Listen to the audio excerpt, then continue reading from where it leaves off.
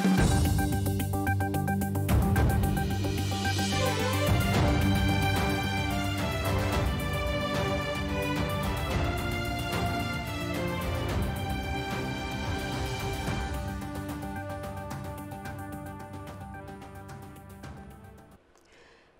तेस्रो साता संसद अधिवेशन आह्वान गर्न राष्ट्रपतिलाई सिफारिस गर्ने मन्त्री परिषदको पहिलो बैठकको निर्णय। कान्तिपुर समाचारमा आज प्रधानमन्त्री र 3 उपप्रधानमन्त्रीका चुनौती र अवसर के होलान्, केन्द्रपछि 7 प्रदेशमा सुरु भयो सरकार गठनको कसरत। नेतृत्व दावी गरेको कांग्रेस भने प्रदेशमा पनि प्रतिपक्षमै र अन्तर्राष्ट्रियमा चीनमा कोभिड नीति परिवर्तन र खेलकुदमा इङ्ग्लिस प्रिमियर लिगको अपडेट। नमस्कार, अब मुख्य समाचार। नवनियुक्त प्रधानमन्त्री दाहालद्वारा 3 उपप्रधान सहित 8 सदस्यीय मन्त्री परिषद गठन। 4 मन्त्री बिना विभागीय राहदानीको समस्या निवारण गर्ने दाहालको उद्घोष। विभिन्न विचार र पृष्ठभूमिका साथ दललाई मिलाउन दाहाललाई चुनौती। अर्थतन्त्र सुधार्नेदेखि शान्ति प्रक्रिया टुङ्ग्याउनेसम्मका कार्यभार। बाँके र रूपन्देहीमा स्वदेशी माछाको माग बढ्दो। मत्स्य पर्यटनको विकाससँगै आन्तरिक र बाह्य पर्यटक बढे।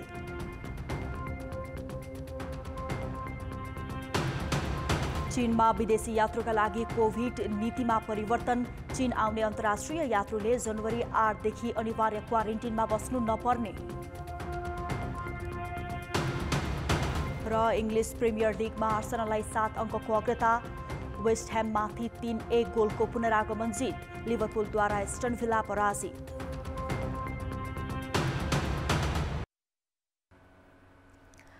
नवनियुक्त प्रधानमन्त्री पुष्पकमल दाहालले 3 उपप्रधानमन्त्री सहित 8 सदस्यीय मन्त्री परिषद बनाएका छन्। सरकारमा 3 जना उपप्रधानमन्त्री बनेका छन्। प्रधानमन्त्री दाहाललाई राष्ट्रपतिले पद तथा गोपनीयताको शपथ गराएकी हुन्। त्यस लगतै उपप्रधानमन्त्री र मन्त्रीहरूले शपथ लिएका थिए। प्रधानमन्त्री दाहाल शपथका लागि दौरा सुरुवाल सहित शीतल निवास पुगेका थिए। उनले दौरा सुरुवाल लगाएको पहिलो पटक देखियो। दाहालले देश र जनताका नाममा शपथ लिएका थिए। शपथ ग्रहण समारोहमा नयाँ पोसाक दाहाललाई असजिलो जस्तो देखिन्थ्यो।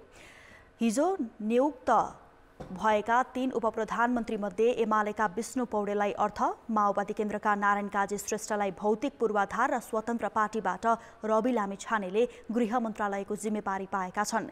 यसैगरी एमालेका दामोदर भण्डारी, राजेन्द्र राई र ज्वालाकुमारी शाह तथा जनमत पार्टीबाट अब्दुल खानलाई पनि मन्त्री बनाइएको छ। उनीहरूलाई मन्त्रालयको जिम्मेवारी तोकिएको छैन। एमालेका उपाध्यक्ष समेत रहेका उपप्रधान तथा अर्थमन्त्री विष्णु पौडेल 6औं पटक मन्त्रीका रूपमा सिंहदरबार को यात्रा सुरु गरेका हुन्। तेस्रो पटक अर्थ मन्त्रालय सम्हालेका पौडेल वर्तमान गठबन्धन निर्माण गर्न सुरुदेखि नै सक्रिय थिए। सत्ता समीकरण निर्माण गर्न चलाक मानिने पौडेल केपी शर्मा ओली प्रधानमन्त्री हुँदा 2 पटक अर्थमन्त्री बनेका थिए। पहिलो पटक उनी 2053 सालमा पहिलो पटक युवा तथा संस्कृति मन्त्री बनेका थिए। उपप्रधान तथा भौतिक पूर्वाधार मन्त्री नारायण काजी श्रेष्ठ राष्ट्रिय सभा सदस्य हुन्। माओवादी उपाध्यक्ष उनी पनि यो गठबन्धन बनाउन सक्रिय थिए। उनी यसअघि गृह र परराष्ट्र मन्त्री बनेका थिए। गृहमन्त्री बनेका लामिछाने राष्ट्रिय स्वतन्त्र पार्टीका सभापति हुन्।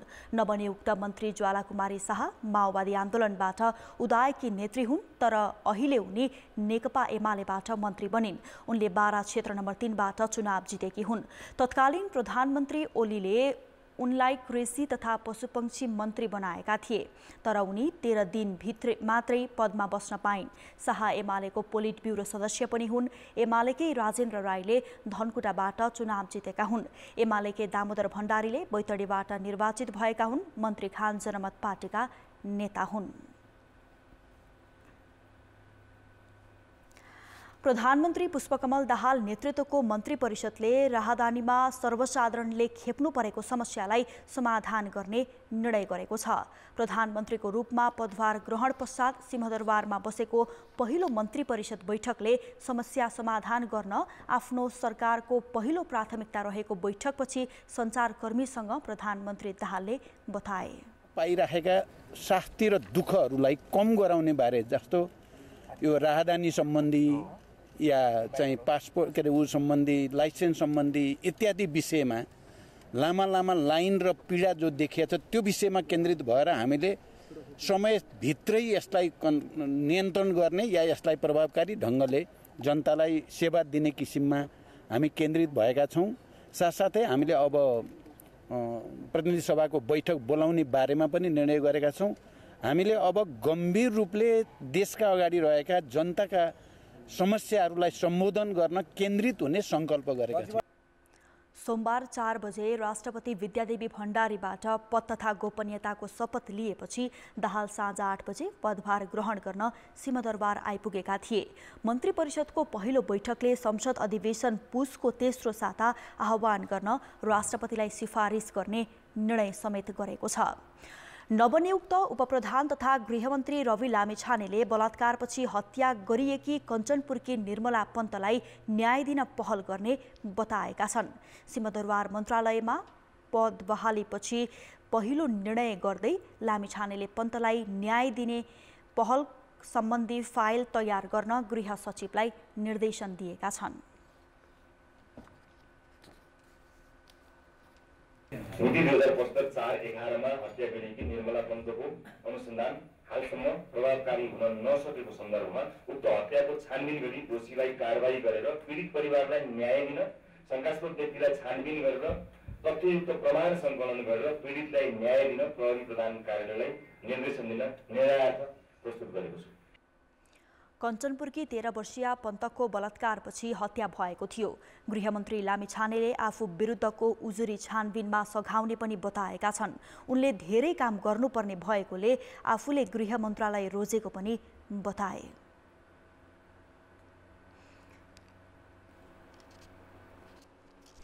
उपप्रधान तथा अर्थमन्त्री विष्णुप्रसाद पौडेलले सङ्कट उन्मुख रहेको अर्थतन्त्रलाई गति दिन विज्ञहरूको राय लिएर अघि बढ्ने प्रतिबद्धता जनाएका छन्। सिंहदरबारमा हिजो पदभार ग्रहण गर्दै मन्त्री पौडेलले चालु खर्च घटाउने र मितव्ययिता कायम गरी सरकारी फजुल खर्च घटाउने प्रतिबद्धता जनाएका हुन्। उनले कर्मचारीलाई निर्देशन दिँदै मन्त्रालयका सबै गतिविधि पारदर्शी हुनुपर्ने बताए। पौडेलले अर्थ मन्त्रालय र सम्बद्ध सार्वजनिक निकायका काम कारबाहीलाई अनलाइन प्रणालीमा लैजाने पहिलो निर्णयमा हस्ताक्षर पनि गरे। अर्थ जगतका सबै क्षेत्रहरू र सबै विज्ञ विशेषज्ञहरूको समेत राय र सुझावहरूलाई सङ्गठित गर्दै अर्थतन्त्रका आजका चुनौतीहरू के हुन्, यी चुनौती सृजना हुनुको कारण के हो, त्यसको राष्ट्रिय कारण अन्तर्राष्ट्रिय कारणहरू के हुन् र यसको समाधानका निम्ति के कदमहरू चाल्नुपर्छ भन्ने विषयमा सबै क्षेत्रका विज्ञहरू विशेषज्ञहरूसँग सघन ढङ्गले संवाद गर्दै छलफल गर्दै समस्या पहिचान गर्ने र समाधान गर्ने त्यो आत्मविश्वासको साथमा यो जिम्मेवारीमा उपस्थित भएको छु। नवनियुक्त उपप्रधान एवं भौतिक पूर्वाधार तथा यातायात मन्त्री नारायण काजी श्रेष्ठले भ्रष्टाचार अन्त्य गर्ने दावी गरेका छन्। सिंहदरबारमा हिजो पदभार ग्रहण गर्दै मन्त्री श्रेष्ठले सबै ठाउँमा पैसा तिरेर मात्रै सर्वसाधारणको काम हुने प्रचलनको अन्त्य गरी सुशासन प्रत्याभूति गराउने समेत बताए। यहाँ भएका समस्याहरूको बारेमा कमजोरीको बारेमा सुझाव लिएर विज्ञ टोलीहरूको लिएर यहाँ भएका हाम्रा कर्मचारी साथीहरूको नि सबैको सुझाव लिएर हैन बा आफैले अध्ययन गरेर म एउटा निश्चित निष्कर्षमा पुग्छु। तर एउटा कुरा पनि म भन्छु तपाईहरुलाई कि भ्रष्टाचार गर्नेहरूले बा पैसालाई मात्र केन्द्रबिन्दुमा राख्नेहरूले बाहिरबाट मन्त्रालयलाई कब्जा गर्छु, ऐन नियमलाई आफै बनाउँछु भन्ने दिन गए भन्दानुस्। उनले सडक र सवारी सम्बन्धी तीनै तहको अधिकार बाँडफाँड सम्बन्धी कार्यविधिमा हस्ताक्षर समेत गरे। पुराना राम्रा कामको योजनालाई निरन्तरता दिँदै देखिएका समस्या समाधान गर्ने उनको भनाइ छ। नेकपा माओवादीका अध्यक्ष पुष्पकमल दाहालले अन्य 6 दलको समर्थनमा सरकार बनाएका छन्। तर दाहालका सहयात्री दलहरूबीच न कुनै विचार र सिद्धान्त मिल्छ न राजनीतिक उद्देश्य। संविधान कार्यान्वयन र सरकार सञ्चालनकै क्रममा फरक विचार भएका दललाई साथ लिएर सत्ता हाँक्न दाहाललाई कति सजिलो छ? सहकर्मी जितेन्द्र झाको रिपोर्ट। कांग्रेसको 14औं महाधिवेशनको उद्घाटनमा बोल्दै राष्ट्रिय प्रजातन्त्र पार्टीका अध्यक्ष राजेन्द्र लिङदेनले गाउँमा कुनै नेता आउँदा कुन चाहिँ चोर आएछ भन्ने अवस्था छ भन्दा दर्शक दीर्घामा ताली गुन्जेको थियो। त्यसको जवाफमा बोलेका एमाले अध्यक्ष केपी शर्मा ओलीले भर्खरको बादशो जथाभावी उफ्रदै हिँड्छ भनेर व्यङ्ग कसेका थिए। लिङदेनले नेतालाई चोर भनेकोमा माओवादी अध्यक्ष पुष्पकमल दाहालले पनि आपत्ति जनाएका थिए। कुन नेता आएछ भनेर नेताको नाम सम्झिँदैनन्, कुन चाहिँ चोर आएछ आज त्यहाँ भनेर भन्छ मान्छे। यो साँचो हो त साथीहरू? होइन, गलत हो। भर्खरको बाछो हिँड्न जान्दैन, अलिक बढी कुद्छ क्या। नयाँ सभापति भएको, अलिकति रातताप होला, अलिक समयमा ठिक आउला भन्ने मलाई। सार्वजनिक मञ्चमा यसरी छिछि दूर गर्ने नेताहरू अहिले एकै ठाउँमा उभिएका छन्। काङ्ग्रेससँग भागवण्डा नमिलेपछि पूर्ववर्ती 5 दलीय गठबन्धनबाट बाहिरिएका दाहाललाई एमाले, राष्ट्रिय स्वतन्त्र पार्टी, राप्रपा, जसपा, जनमत र नागरिक उन्मुक्ति पार्टीले समर्थन गरेका छन्। फरक राजनीतिक तथा ऐतिहासिक पृष्ठभूमि र सिद्धान्त बोकेका यी दलबीच संविधान, गणतन्त्र, संहिता, धर्मनिरपेक्षता, समावेशी समानुपातिक प्रतिनिधित्व, नागरिकता जस्ता विषयमै नमिल्ने धारणा छन्। एमाले भित्रै संहिता र धर्मनिरपेक्षताको समीक्षा गर्नुपर्ने माग उठेको छ भने गणतन्त्र र संहितालाई माओवादीले आफ्नो सङ्घर्षको उपलब्धि दाबी गर्दै आएको छ। राज संस्था र हिन्दू राष्ट्रको एजेन्डा बोकेको राप्रपा, प्रदेश संरचना नै खारेज गर्नुपर्छ भन्ने राष्ट्रिय स्वतन्त्र पार्टी र प्रादेशिक संरचना अधिकार सम्पन्न हुनुपर्ने धारणा बोकेको जसपा पनि यही गठबन्धनमा छन्। वैचारिक विविधता भएका यी दललाई एकैसाथ लिएर सरकार चलाउन दाहालका लागि चुनौतीपूर्ण देखिन्छ। एमाले र माओवादी बिचकै झगडाले नेतृत्वको अब ओलीजीको डिक्टेसन चल्छ। अब किनभने किङ मेकर त ओली नै हुन्, प्रचण्डजीको त 32वटा भोट मात्रै छ होइन। अब त्यस कारणले ओलीको भनाइ मान्नु पर्यो। त्यसमा अब तलमाथि भयो, कुरा मिलेन भने बरु सरकारलाई अप्ठ्यारो पर्ला। कुनै बेला मधेसलाई बेग्लै देश बनाउने नारा लगाउने सीके राउत र थरभोट पहिचानको आन्दोलनको जगमा स्थापित भएको उन्मुक्ति पार्टी पनि यही सत्ता गठबन्धनका सदस्य छन्। रेशम चौधरीलाई रिहा गर्न सरकारले ल्याएको अध्यादेशको विरोध गर्ने एमाले र नागरिक उन्मुक्ति पार्टी पनि सत्तारूढ घटक बनेको छ। परम्परागत दलसँग मिल्नुभन्दा प्रतिपक्षमा बस्छु भन्ने रवि लामिछाने र पुराना दलहरू अहिले सँगै उभिएका छन्। केही दलले अब सरकार सञ्चालन र संसदमा पनि आफ्नो सहयात्रा कायम राख्लान्। पहिलो चुनौती हो कि यो सबै कोलिसनमा सामञ्जस्य कायम गर्ने र पोलिसी मेकिङमा एउटा कमन धारणा बनाउने। किनभने उहाँहरूले जुन सडकमा बोलिराख्नु भएको छ त्यो तरिकाले राज्य सञ्चालन हुने स्थिति देखिँदैन। सत्ताको आकर्षणले विभिन्न ध्रुवमा रहेका यी दलहरू एक त भएका छन्, तर आफैले बोकेको सिद्धान्त र जनतालाई गरेको वाचा पूरा गर्ने गरी सरकार सञ्चालन गर्छन् गर्दैनन् त्यसको परीक्षा हुन बाँकी छ। फरक विचार र सिद्धान्तबाट आएका दलहरूको सरकारले कस्तो साझा नीति तथा कार्यक्रम ल्याउला त्यसका लागि भने केही समय पर्खिनै पर्नेछ। कान्तिपुर समाचारका लागि क्यामेरामा श्याम श्रेष्ठका साथ जितेन्द्र झा, काठमाडौँ। 7 दल र स्वतन्त्र सांसदको समर्थनमा प्रधानमन्त्री बनेका नेकपा माओवादी केन्द्रका अध्यक्ष पुष्पकमल दाहाल समक्ष चुनौतीका चाङ छन्। यसअघि 2 पटक प्रधानमन्त्री बनेका दाहालले आफ्नो छोटो कार्यकालमा कुनै ठोस काम गर्न नसकेको र अब मौका पाए भविष्यमा समेत स्मरण गर्न योग्य काम गर्ने भन्दै आएका थिए। नभन्दै अहिले दाहाल फेरि मुलुकको कार्यकारी प्रमुख बन्न सफल भएका छन्। दीर्घकालसम्म सम्झन योग्य काम गर्ने सङ्कल्प लिएका दाहालसँग कस्ता चुनौती छन् त? राजनीतिमा सधैँ नयाँ प्रयोग गर्न रुचाउने नेकपा माओवादी केन्द्रका अध्यक्ष पुष्पकमल दाहाल फेरि नयाँ प्रयोगबाटै तेस्रो पटक प्रधानमन्त्री बनेका छन्। उनी 7 राजनीतिक दल र स्वतन्त्र सांसदको समर्थनमा प्रधानमन्त्री बनेका हुन्। उनलाई सहयोग गर्ने दलका एजेन्डा फरक छन्। त्यति मात्र होइन, प्रतिनिधि सभामा उनको दलको हैसियत तेस्रो भए पनि सांसद संख्या जम्मा 32 मात्र छ, जबकि 169 सांसदको समर्थन उनले जुटाएका छन्। आफ्नो पार्टी बाहेकका सबै सांसदको चित्त बुझाउन उनलाई चुनौती छ। त्यसमाथि नेकपा एमालेका मात्रै 78 सांसद छन्। सरकारको नेतृत्व लिए पनि एमाले सहित गठबन्धनका अरू दलकै एजेन्डामा चल्नुपर्ने बाध्यता दाहालमाथि देखिन्छ। भ्रष्टाचारका विरुद्धमा नयाँ पुराना जति पनि विषयहरू छन् तिनमा निर्मम भएर अधिकार सम्पन्न एउटा आयोग भन्नुहोस् अथवा एउटा त्यस्तो संयन्त्र बनाउने भन्ने कुरामा हामीले सबभन्दा पहिला सबै पार्टीले त्यसमा सहमति गरेपछि त्यसपछि हेल्थ एन्ड एजुकेसन बिल, शिक्षा र स्वास्थ्यको बिलमा साझा कमिटमेन्ट। राजनैतिक रूपमा मात्र होइन, दाहाललाई अपेक्षा अनुसार काम गर्ने परिस्थिति मुलुकमा देखिएको छैन। विश्वमा देखिन थालेको आर्थिक मन्दीको प्रभाव नेपालमा परेको छ। अर्थतन्त्र कमजोर बनेको छ। गाउँहरू सुनसान छन्। बेरोजगारीको समस्या छ। कृषियोग्य जमिन बाजोमा परिणत भइरहेको छ। व्यापार घाटा चुलिँदो छ। उद्योग व्यवसाय आन्दोलनमा उत्रिएका छन्। यी सबै विषय सम्बोधन गर्न नयाँ सरकारलाई चुनौती छ। यो सरकारको मुख्य उद्देश्य नै हामीले सुशासन कायम गरेर समृद्धिमा फड्को मार्नु हो। यसअघि भएका सबै सकारात्मक कामहरूलाई आत्मसात गर्दै त्यसलाई निरन्तरता दिँदै जहाँ जहाँ कमजोरीहरू छन्, समस्याहरू छन्, ती कमजोरीलाई सच्याउने, समस्याहरूलाई समाधान गर्ने र समृद्धिमा फड्को मार्नु हो। प्रधानमन्त्री दाहालमाथि अन्तर्राष्ट्रिय शक्ति केन्द्रलाई सन्तुलनमा राख्न अर्को चुनौती छ। छिमेकी मुलुक भारत, चीन र अमेरिकाको बढ्दो चासो नेपालमा देखिन्छ। यी बाहेक नेपालको परराष्ट्र सम्बन्धलाई सन्तुलित ढङ्गले अघि बढाउनु पर्नेछ।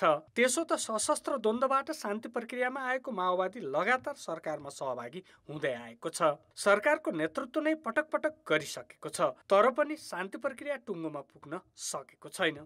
नेपालको शान्ति प्रक्रियालाई अन्तर्राष्ट्रिय समुदायले नजिकबाट निहालिरहेको अवस्थामा अब प्रधानमन्त्री दाहालले आफ्नै कार्यकालमा यो सबै टुङ्गोमा पुर्याएर द्वन्द्व पीडितलाई न्याय दिलाउन सक्नुपर्छ। त्यसका लागि राजनैतिक सहमति कायम गर्न उनका लागि निकै चुनौती छ, किनकि सत्ता गठबन्धनमै रहेको नेकपा एमालेका कारण सत्य निरूपण सम्बन्धी कानुन बनाउने प्रक्रिया अवरुद्ध भएको थियो। दाहालले यसलाई कसरी अगाडि बढाउँछन् भन्ने चासो छ। वैचारिक चुनौती हो कि अनेक विचारधाराका पार्टीहरूलाई सँगै राखेर उहाँले जुन सरकार बनाउनु भयो त्यो सरकारको नीति कस्तो बन्छ, कार्यक्रम कस्तो बन्छ र त्यसले दिने राजनीतिक सन्देश के हुन्छ, मलाई लाग्छ यो अर्को चुनौती हो। तेस्रो चुनौती एमाले जस्तो पार्टीलाई उहाँले सरकारको साझेदार त बनाउनु भयो, तर एमाले आफै यसको लिड गर्दै छैन भनेपछि एमालेलाई डिल गर्ने पनि मलाई लाग्छ प्रचण्डको ठिक हिसाबले डिल गर्ने पनि प्रचण्डको अगाडि एउटा चुनौती छ। प्रधानमन्त्री दाहालले मुलुकलाई राजनैतिक स्थायित्व दिनु त छ नै, यो सँगै विकास, समृद्धि र सुशासन कायम गर्न पनि चुनौती छ। सरकारी सेवा प्रदायकले राम्रोसँग सेवा नदिएको मात्र होइन, भ्रष्टाचार बढेको गुनासो बढिरहेको छ। अघिल्ला कार्यकाल समय छोटो भएका कारण काम गर्न सकिएन भन्दै आएका दाहाललाई तमाम चुनौतीहरूलाई मिलाएर अगाडि बढ्न सकेमा यो कार्यकाल अवसर पनि हुन सक्नेछ। कान्तिपुर समाचारका लागि क्यामेरामा पशुपति बुढाथोकी र विकास जोशीका साथ दीपक आचार्य, सिंहदरबार, काठमाडौँ। नयाँ दल गठन गरेको 6 महिनामै राष्ट्रिय स्वतन्त्र पार्टीका सभापति रवि लामिछाने सरकारको प्रभावशाली मानिने गृहसहित उपप्रधानमन्त्री बनेका छन्। राजनीतिमा रविको उदय जति आकस्मिक जस्तो लाग्छ, सत्ता लेनदेनका हिसाबले उनले पाएको पद झन लोभलाग्दो मानिन्छ। तर रविले जुन मन्त्रालय लिए त्यही उनी विरुद्ध मुद्दा छ। नागरिकता र राहदानी सम्बन्धी विवादमा आफू विरुद्धको उजुरी बोकेर नयाँ गृहमन्त्रीले समग्र मुलुकको शान्ति सुरक्षाको जिम्मेवारी कसरी सामना गर्लान् प्रश्न उठेको छ। पुराना र मूलधारका दलको विकल्प खोज्न भन्दै 6 महिना अघि राष्ट्रिय स्वतन्त्र पार्टी गठन गरेका सभापति रवि लामिछानेले तिनै परम्परागत दलहरूसँग मिलेर उपप्रधानसहित गृहमन्त्रीको जिम्मेवारी सम्हालेका छन्। सञ्चारकर्मीका रूपमा चर्चा कमाएर राजनीतिमा होमिएका लामिछानेले छोटो समयमा जुन हैसियत पाए, यस्तो संयोग नेपाली राजनीतिमा कमैले पाएका छन्। गृहमन्त्रीको शपथ लिएसँगै उनको परीक्षणको समय पनि सुरु भएको छ। अब रविको सत्तारोहण मात्रै निगरानीमा परेको छैन, उनले लिएको मन्त्रालयमा समेत मत बाजिएको छ। रविले अमेरिका र नेपालको दोहोरो नागरिकता लिएको उजुरी गृह मन्त्रालयमै छ। सर्वोच्च अदालतमा मुद्दा चलिरहँदा गृह मन्त्रालयमा परेको उजुरीका आधारमा प्रहरीले पनि अनुसन्धान गरिरहेको छ। चाहे म हुँ, चाहे अरू कोही हो, चाहे क्याबिनेटका कोही मन्त्रीहरू हुन्, सचिवज्यूहरू हुनुहुन्छ, कर्मचारीहरू हुनुहुन्छ, कसैसँग विभेद नगरिकन स्वतन्त्र ढङ्गले हरेक कुराको निष्पक्ष छानबिन गर्ने अधिकारमा मेरो सहयोग बाहेक कुनै पनि किसिमको इन्टरफेरेन्स हुँदैन। जहाँ आफू विरुद्ध उजुरी र मुद्दा छ, त्यही मन्त्रालयको जिम्मेवारीलाई कसरी हेर्ने त? जुन मन्त्रालयमा जाँदै हुनुहुन्छ त्यो मन्त्रालयमा उहाँको केस छ, उहाँले सोध्नु पर्दैन। नागरिकता सम्बन्धी विवाद, यद्यपि उहाँ नेपाली नागरिक हो, मलाई पनि थाहा छ।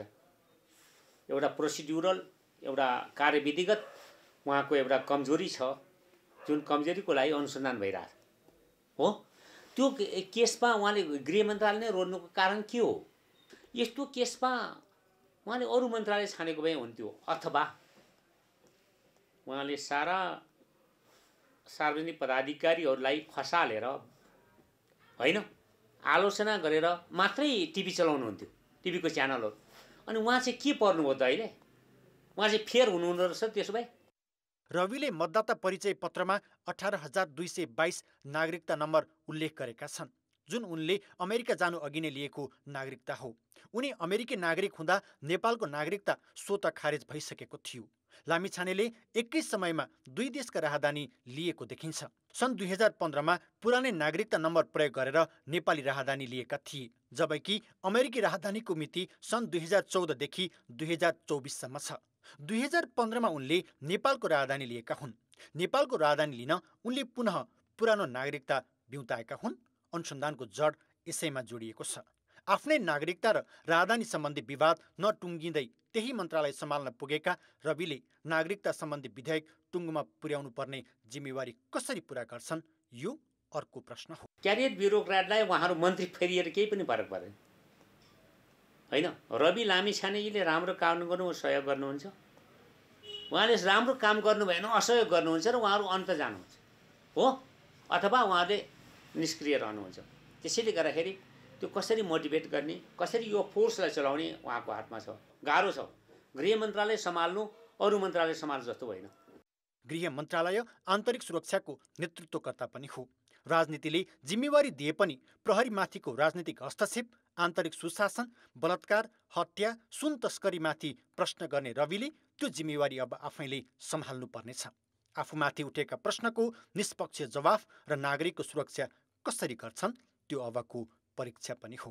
कान्तिपुर समाचारका लागि क्यामेरामा सञ्जय लुइटेल र हेम प्रसाईका साथमा अञ्जना लामिछाने र रमेश धमला, काठमाडौँ। अब जनताको आवाज हामीले साथै प्रदेशमा सोधेका छौँ। राजनीतिक स्थायित्वका लागि दलहरूलाई तपाईँ के सुझाव दिनुहुन्छ? जनताको आवाज अर्कै खालको चाहिँ नि गठबन्धन भएको छ।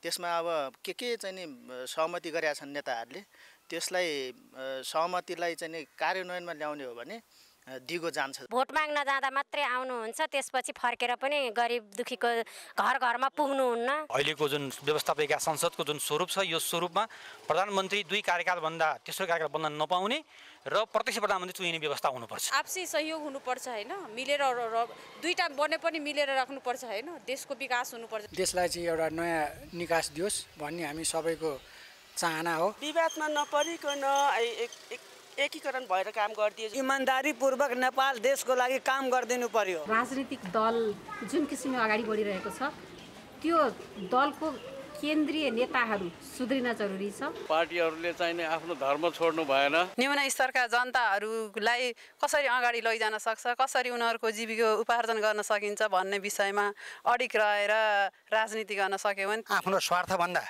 माथि उठेर राष्ट्र हितको निमित्त गौरवान्वित हुने खालका निर्णयहरू गर्ने। कुर्सी ठुलो भन्दा पनि जनता ठुलो हो भनेर भनिदियोस्। जनताले माग गरेको कुराहरू बुझिदिनुहोस्, जनताको चित्त बुझाउनुहोस्।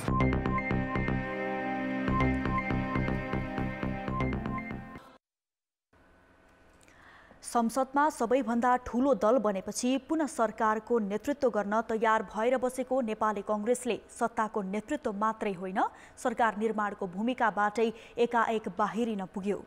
सरकारको नेतृत्वबाट एकाएक प्रतिपक्षमा पुगेपछि कांग्रेसभित्र देउवा र उनका सहयोगीहरूको भूमिकालाई लिएर विवाद सुरु भएको छ। विवाद यति बढेको छ कि संस्थापन पक्षीय नेताहरू विभाजित छन्। कांग्रेसमा अहिले केन्द्रीय समिति बैठकदेखि विशेष महाधिवेशनसम्मको आवाज उठेको छ। कांग्रेस सभापति शेरबहादुर देउवा आइतबार बिहानसम्म आफू 6औं पटक प्रधानमन्त्री बन्नेमा ढुक्क थिए, तर दिउँसो 2 बज्न नपाउँदै बदलिएको देशको राजनीतिले देउवालाई प्रधानमन्त्री बन्न मात्रै रोकेन, सत्ता राजनीतिबाट कांग्रेसलाई नै बाहिर राखिदियो। संसदमा पहिलो दल हुँदाहुँदै पनि सत्ता राजनीतिबाटै एकाएक बाहिरिनु परेपछि कांग्रेसमा नयाँ तरङ्ग पैदा भएको छ। गठबन्धनमा भागबण्डा मिलाउन नसकेको विषयलाई लिएर देउवा पक्षीय नेताहरू नै रुष्ट देखिएका छन्। आज गठबन्धन बुमरेङ किन भयो त? र केन्द्रीय समितिको परामर्श र उसको सुझावलाई किन व्यवस्था गरियो? यो कुराको चाहिँ आज हामीले खोजी गर्ने बेला भएको छ। हामीले भनेका छौँ कि केन्द्रीय समितिको बैठक यथाशक्य छिटो बोलाएर जसले यसमा गतिविधि गरेका छन् उहाँहरूले यसको नैतिक जिम्मेवारी लिनुपर्छ भनेर हामीले। देउवाले गठबन्धनका अन्य दलसँग सहमति जुटाउन उपसभापति पूर्णबहादुर खड्का सहित केन्द्रीय सदस्यहरू बालकृष्ण खाँड र ज्ञानेन्द्र बहादुर कार्की सम्मिलित कार्यदल बनाएका थिए। यसका अलावा देउवा पत्नी आर्जु सहितका केही नेता पनि सक्रिय थिए। कार्यदलमा रहेर पनि सही सूचना पाउन नसकेको र सहमति जुटाउन नसकेको भन्दै देउबा पक्षीय नेताहरूले कार्यदलका नेताहरूको आलोचना गरेका छन्। तर रणनीतिक रूपमा के गर्ने एउटा चाहिँ क्रुसियल अवस्था आइसकेपछि के गर्ने भन्ने कुरो चाहिँ त्यहाँ बसेका साथीहरूले चाहिँ एउटा निष्कर्ष निकाल्नु पर्थ्यो या पार्टीको अरू साथीहरूको समेतको कन्सल्टेसनमा के गर्ने भन्ने निष्कर्षमा पुग्नु पर्थ्यो। त्यसमा चाहिँ कहीँ कमी कमजोरी हाम्रो तर्फबाट पनि रहेको। देउबा पक्षीय नेताहरू नै एक आपसमा दोषारोपणमा उत्रिँदा शेखर कोइराला पक्षीय नेताहरूले भने सभापति देउबा पार्टी विधान विपरीत चल्न थालेको भन्दै विशेष महाधिवेशनको माग गरेका छन्। पार्टीभित्रको आफैमा एउटा चाहिँ शक्तिशाली भएर निस्केको जुन समूह छ त्यसमा स्वयं सभापति एकजना उपसभापति नै हुनुहुन्छ, तर अर्को संयन्त्रलाई बाहिर राखेर जुन किसिमको एउटा घटना निर्माण गरियो त्यसले के देखाउँछ नि पार्टी विधानसम्म चलेको छैन, पार्टी संस्थागत रूपको छैन, पार्टी एउटा गुटले सञ्चालन गरेको छ। राजनैतिक संवाद र निर्णय प्रक्रियामा देउबाले 13 जना पदाधिकारी मध्ये उपसभापति खड्गा बाहेक अरू कसैलाई पनि सहभागी गराएनन्। देउबाले एक्लै पार्टी र सरकार चलाउन खोज्दा अहिलेको अवस्था आएको एक थरीको बुझाइ छ। नैतिक जिम्मेवारी नेतृत्वले लिनुपर्छ। वास्तवमा यत्रो मेजर डिसिजन गर्दाखेरि पार्टीको सेन्ट्रल कमिटी छ, पदाधिकारीहरू छन्, पार्टी त एउटा विधि र विधानले चल्छ नि। यत्रो मेजर डिसिजन लिँदाखेरि गर्दाखेरि सरसल्लाहमा कमसेकम पदाधिकारीहरूलाई कार्य सम्पादन समितिको बैठकमा पनि बसेर एउटा निर्णय गरेर एउटा ठोस निष्कर्षमा पुग्नुपर्ने हो। यो त खेलाउने कि यो त कुनै जसलाई जे मन लाग्यो त्यति बेला त्यो गर्ने विषयवस्तु त होइन। संघीय सत्ताबाट बाहिरिएको काङ्ग्रेस 7 प्रदेशमा पनि प्रतिपक्षमै रहने देखिएपछि नेतृत्वको चर्को आलोचना भएको छ। संस्थापन पक्षीय नेताहरूले नै नेतृत्वको आलोचना गर्दा देउबामाथि थप दबाव पर्ने निश्चित छ। कान्तिपुर समाचारका लागि क्यामेरामा सञ्जय लुइटेलका साथमा प्रकाश बमको रिपोर्ट। उच्च ब्याजदर र महँगीको मारले उपभोक्ता थिचिएका बेला गठबन्धन सरकारले नेकपा एमालेका उपाध्यक्ष विष्णु पौडेललाई अर्थ मन्त्रालयको जिम्मेवारी दिएको छ।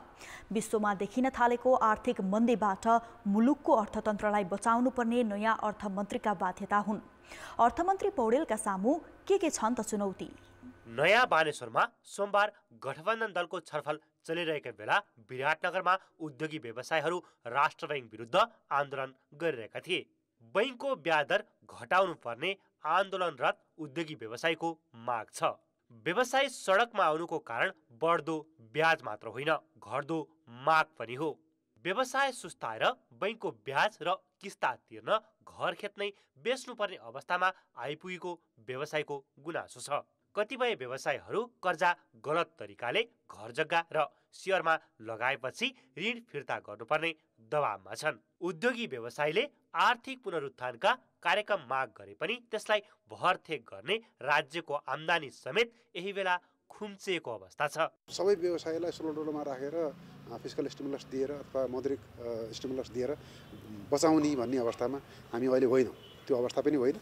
त्यही भएर सानोथा मझेला व्यवसायलाई गाह्रो पनि नपरोस्, लक्षित कर्जा प्रवाह पनि होस्, अर्कोतिर गएर जसले कर्जाको दुरुपयोग गर्यो ऊ दण्डित पनि होस्।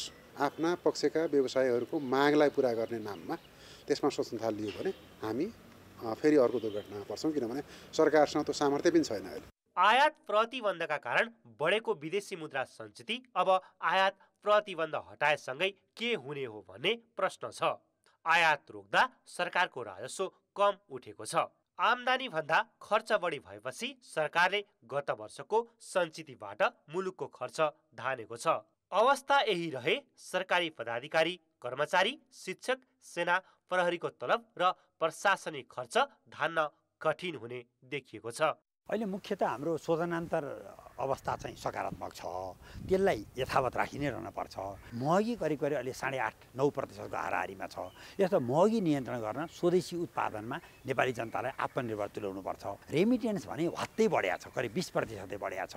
यो हिसाबले चाहिँ अलिकति नेपालीलाई अझै दक्ष बनाएर अझै तालिम लिएर पठाउन पाए नेपाली विदेशी बजारमा नेपालीको माग अत्याधिक छ। अबको सरकारले राजस्व असुली गर्ने र करिब 12 खर्बको लक्ष्य पुर्याउने असाध्यै महत्त्वपूर्ण चुनौतीमा छ। बढाएको ब्याज दरले पनि महँगी नियन्त्रण गर्न सकेको छैन। सहरमा बस्ने निम्न र मध्यम वर्गीय नागरिक सबैभन्दा समस्यामा छन्। अब सुस्ताएको कर्मचारी तन्त्रलाई बिउताउनु पर्ने र वैदेशिक लगानीमा आएको सङ्कोचन हटाउन विदेशी लगानीकर्ता र विकासका काम अघि बढाउन दातालाई पनि विश्वासमा ल्याउनु पर्ने अबको अर्थमन्त्रीको जिम्मेवारी देखिन्छ। कान्तिपुर समाचारका लागि क्यामेरामा हेम परसाई र पशुपति बुढाथोकीका साथ अर्थ ब्युरो काठमाडौँ। अब जनमतमा आजको प्रश्न। जनमत हाम्रो प्रश्न छ, अर्थतन्त्रमा देखिएका समस्या समाधान गर्न नयाँ सरकारले के कुरामा ध्यान दिनु पर्ला? ए सुशासन र खर्च कटौती, बी औद्योगिक वातावरण र सी निजी क्षेत्रको विश्वास जित्ने। जनमतको अन्तिम परिणाम आज साँझ 8 बजेको कान्तिपुर समाचारमा प्रसारण गर्नेछौँ। कृपया NEWS news space A B वा C टाइप गरी 34001मा SMS गरी आफ्नो मत व्यक्त गर्नुहोला। कर्णाली तथा 1 नम्बर प्रदेश सभा सदस्यहरूले शपथ तथा गोपनीयताको शपथ लिएका छन्। 1 नम्बर प्रदेशमा ज्येष्ठ सदस्य गयानन्द मण्डलले सदस्यहरूलाई शपथ गराएका हुन्। त्यससँगै उनलाई प्रदेश प्रमुख परशुराम खापुङले पद तथा गोपनीयताको शपथ गराएका थिए। शपथ समारोहमा प्रदेशसभा सदस्यहरू आफ्नो जातीय पोसाकमा सहभागी थिए। 1 नम्बर प्रदेशमा नेकपा एमालेका 40, नेपाली काङ्ग्रेसका 29, माओवादी केन्द्रका 13 र एकीकृत समाजवादी तथा जसपाका 1-1 गरी 93 सदस्य छन्। यता कर्णाली प्रदेश सभाका सदस्यहरूले पनि हिजै शपथ लिएका छन्। ज्येष्ठ सदस्य विनोद शाहले प्रदेश प्रमुख तिलक परियारबाट शपथ लिएपछि उनले अन्य सदस्यहरूलाई शपथ गराएका हुन्। कर्णाली प्रदेश सभामा नेपाली काङ्ग्रेसका 14, नेकपा माओवादी केन्द्रका 13, नेकपा एमालेका 10, राप्रपा र समाजवादीका 1-1 र स्वतन्त्र 1 जना गरी 40 सदस्य रहेका छन्। उता मध्य प्रदेश सभाका सदस्यहरूले पुस 15 मा शपथ लिने तय भएको छ। प्रदेश सभामा हिजो बसेको सर्वदलीय बैठकले उक्त दिन 2 बजे शपथको समय तोकेको प्रदेश सभा सचिवालयका सचिव रञ्जित कुमार यादवले जानकारी दिएका छन्। प्रदेश सभाको अध्यक्षता ज्येष्ठ सदस्य गोविन्द बहादुर न्यौपानेले गर्ने र उनले सदस्यहरूलाई शपथ गराउने सचिवालयले जनाएको छ। यसैबीच राष्ट्रिय राजनीतिमा भएको फेरबदलको असर कर्णाली प्रदेशमा पनि परेको छ। यहाँ नयाँ सत्ता साझेदारहरू एमाले, माओवादी र राप्रपा मिलेर सरकार बनाउने निश्चित भएको छ।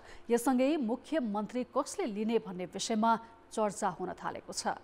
राष्ट्रिय राजनीतिमा सत्ता समीकरणमा आएको परिवर्तनसँगै कर्णाली प्रदेशमा पनि मुख्यमन्त्री सहितको पद बाँडफाँड हुने देखिएको छ।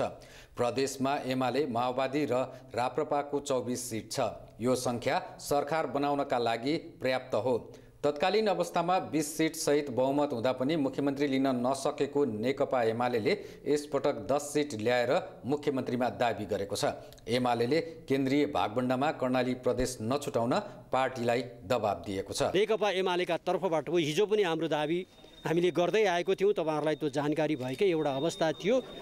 आज पनि हामी त्यो कुरालाई मलाई लाग्छ गम्भीरतापूर्वक छलफल चलिरहेको एउटा विषय छ। एमालेले अहिलेसम्म संसदीय दलको नेता छनौटको प्रक्रिया थालेको छैन। दलको नेतामा एमालेका स्थायी कमिटी सदस्य यामलाल कण्डेल र कर्णाली प्रदेश कमिटी अध्यक्ष विनोद शाह दुवैजनाको दाबी छ। यसैगरी 13 सिट ल्याएको माओवादी केन्द्रले पनि मुख्यमन्त्रीमा दाबी रहेको जनाएको छ। कर्णाली प्रदेशमा आफ्नो पकड बलियो भएकाले मुख्यमन्त्री पाउनुपर्ने माओवादीको दाबी छ। माओवादी संसदीय दलका लागि राजकुमार शर्मा र बिन्दमान विष्टको प्रतिस्पर्धा छ। चर्चा त हुने नै भयो। चर्चा चाहिँ अब 2 जनाको, 3 जनाको, 13 जनाको पनि हुन सक्ने हो। यो चर्चाले चाहिँ धेरै अर्थ राख्ने कुरा भएन हैन। यो पार्टीले टुङ्ग्याउने कुरा र दलले टुङ्ग्याउने कुरा हो। अघिल्लो पटक माओवादी र एमाले गठबन्धन हुँदा कर्णालीको मुख्यमन्त्री माओवादीको भागमा परेको थियो। तर गठबन्धन टुटेपछि 1 सिट जितेको नेपाली काङ्ग्रेसले मुख्यमन्त्री हात पारेको थियो। यसपटक 14 सिट सहित ठूलो दल बन्दा पनि नेपाली काङ्ग्रेस प्रतिपक्षमा पुगेको छ। तर प्रतिपक्षमा रहेरै आफ्नो भूमिकालाई सशक्त बनाउने काङ्ग्रेसले जनाएको छ। कान्तिपुर समाचारका लागि क्यामेरामा नवीन साईका साथ कमल पन्त, वीरेन्द्रनगर, सुर्खेत। अर्थ र विकास। रूपन्देहीका ग्रामीण भेगमा मत्स्य पर्यटन विकास भइरहेको छ। प्राकृतिक सौन्दर्यसँगै पोखरीमा रमाउन, माछा मार्न, माछाका थरीथरी परिकारको स्वाद लिन आन्तरिक तथा बाह्य पर्यटकको आकर्षण बढेको हो। पर्यटकको आकर्षण बढ्न थालेपछि तारे होटलसहित ठुला रिजोर्ट, होटल तथा रेस्टुरेन्ट खुल्ने क्रम पनि बढेको छ। रूपन्देहीको शुद्धोदन गाउँपालिकाका माछा पालक किसान पुण्य प्रसाद चौधरीले 2058 सालदेखि माछा पाल्दै आएका छन्। माछाको आम्दानीबाटै उनले अहिले सखिया रिसोर्ट खोलेका हुन्। माछाको मोमो, फिस बल, फिस चिल्ली, स्ट्रिम माछा लगायतका माछाका सबै परिकार यहाँ पाइन्छ। माछा पालन गर्दै आएका उनी जस्ता अधिकांश किसानले अहिले व्यवसाय वृद्धि गर्दै मत्स्य पर्यटनका रूपमा व्यवसायलाई अगाडि बढाएका छन्। सियारी, शुद्धोदन र गैंडाहवा गाउँपालिकामा मात्रै माछासँग सम्बन्धित साना ठुला 50वटा भन्दा बढी होटल, रेस्टुरेन्ट तथा रिसोर्ट खुलेका छन्। प्राकृतिक सौन्दर्यता हेर्नको लागि हैन, यहाँ चाहिँ एकदमै नेचुरल वातावरण छ। अर्को चाहिँ हामीले चाहिँ फिसको विभिन्न प्रकारहरू त्यो पनि सबै अर्ग्यानिक हुन्छ, सबै यहीँको उत्पादन हुन्छ। मनोरम दृश्य गार्डनमा रमाएर उहाँहरूले फोटो खिचेर बोटिङ गरेर आफूलाई इन्टरटेनमेन्ट बनाएर बच्चाहरूलाई ल्याएर अब तुरुन्तै हामीले चिल्ड्रेन पार्क लगायतका थप चिजहरू पनि हामीले फेरि ल्याउँदैछौँ। माछा पाल्ने पोखरीलाई ठुलो बनाएर बोटिङको व्यवस्था गरिएको छ। माछा मार्ने तथा पोखरीभित्र रमाउन पाइने गरी संरचनाहरू तयार पारिएको छ। शान्त वातावरण तथा प्राकृतिक मनोरम दृश्यमा रमाइलो गर्न पाइने भएपछि पर्यटकको आकर्षण बढेको छ। धेरै रमाइलो गर्न पाइयो, धेरै प्रकारको खानेकुराहरू खान पाइयो, पोखरीमा फोटोहरू खिच्न पाइयो, फ्यामिलीहरूसँग रमाइलो गरियो। बोटिङहरू पनि छ, फिसिङ पनि गएर आफूले नै चाहिँ त्यहाँ गएर चाहिँ फिसिङ गरेर अब आफूले कति माछाहरू परेको हुन्छ त्यो वाला डिफ्रेन्ट न्यू एक्सपिरियन्सहरू पनि गर्न पाइन्छ। हामीले पनि त्यही गऱ्यौँ, रमाइलो लाग्यो। एकदम के पिस माइन्ड, यहाँ पोल्युसन छैन, केही छैन, पिस अफ माइन्ड भनेको तपाईँले यहाँ पाउनुहुन्छ के। सहर बजारमा खुलेका होटल कोरोना महामारी मत्थर भएपछि अहिलेसम्म पुरानै लयमा फर्किन सकेका छैनन्। यस्तो अवस्थामा ग्रामीण क्षेत्रमा खुलेका होटलले भने पर्यटकको मन तानिरहेका छन्। अझ सरकारले सहुलियत कर्जा लिएका किसानलाई 5% ब्याजमा अनुदान दिएपछि माछा पालक किसानलाई मत्स्य पर्यटनका रूपमा व्यवसाय वृद्धि गर्न सजिलो भएको छ। कान्तिपुर समाचारका लागि भुवन पाण्डे, छपिया, रूपन्देही। खेलकुद समाचार। नमस्कार, कान्तिपुर खेलकुद समाचारमा स्वागत छ। नेपाल T20 लिगमा अङ्कको खाता खोल्न नसकेको पोखरा एभेन्जर्सले आज शीर्ष स्थानको लुम्बिनी अल स्टारसँग प्रतिस्पर्धा गर्दैछ। कीर्तिपुर स्थित टियु मैदानमा हुने खेल बिहान 9 बजे सुरु हुनेछ। पोखरा लगातार हारको श्रृङ्खला तोड्ने लक्ष्यसहित मैदान उत्रनेछ।